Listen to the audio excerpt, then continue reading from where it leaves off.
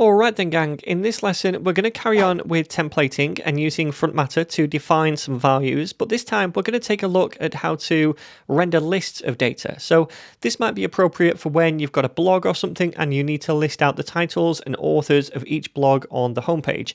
In our case, we're going to be listing the titles and authors of a bunch of different books on the books page, and eventually we'll be linking each one to a books details page as well. So let's open that books index page up, and the first thing I want to do is define some books data in the front matter. Now normally you would probably fetch the data from an API or use Astro's content collections, and we'll be doing that later, but for now I just want to quickly define some dummy data we can play around with up here.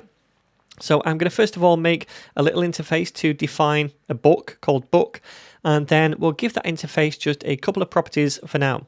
So the first one is going to be a title for the title of the book, and that should be a string.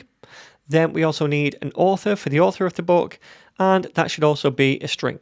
All right, so next up I'm going to paste in another value called books, which is an array of book objects made according to that book interface. So they all have a title, they all have an author.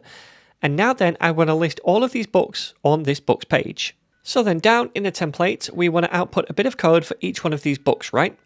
To do that, we'll come beneath the page title and we'll use curly braces to output a dynamic expression.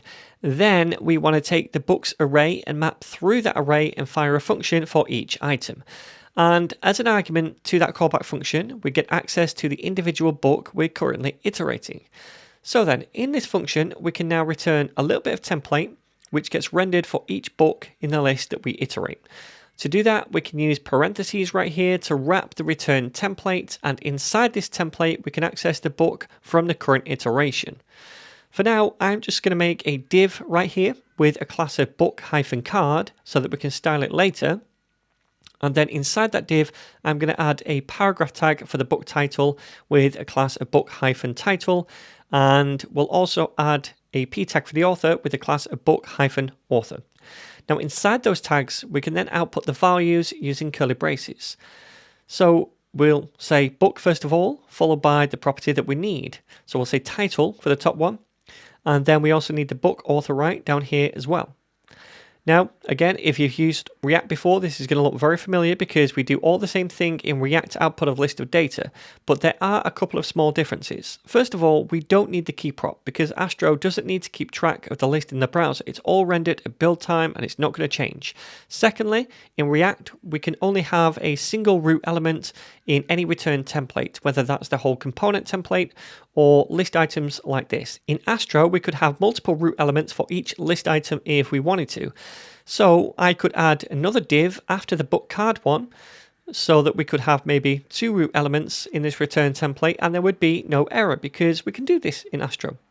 So now we've defined a list of data in the front matter and we've mapped through that data to return a template for each one. Next, I just want to add a few simple styles to style that template, which I'm going to paste in to the component down here. They're very simple and basically just add some space and colors to the book card and the text. And in the browser, we can see that all those book titles and authors have been rendered, so this is working well. But there is one more thing I want to do, and that is conditionally output a message when there's no books in the array.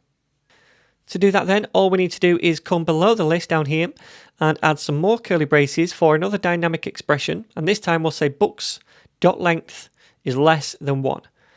Then double ampersand, then another set of parentheses, and inside those parentheses we can return that conditional template, which can just be a paragraph tag with some text inside it that says something like no books to show.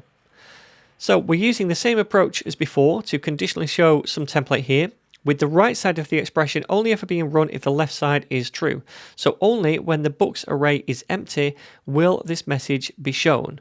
So what I'm going to do now is just go and empty all of the data out of the books array so then we can test it. All right, and there we go. Now in the browser we can see this instead, no books to show.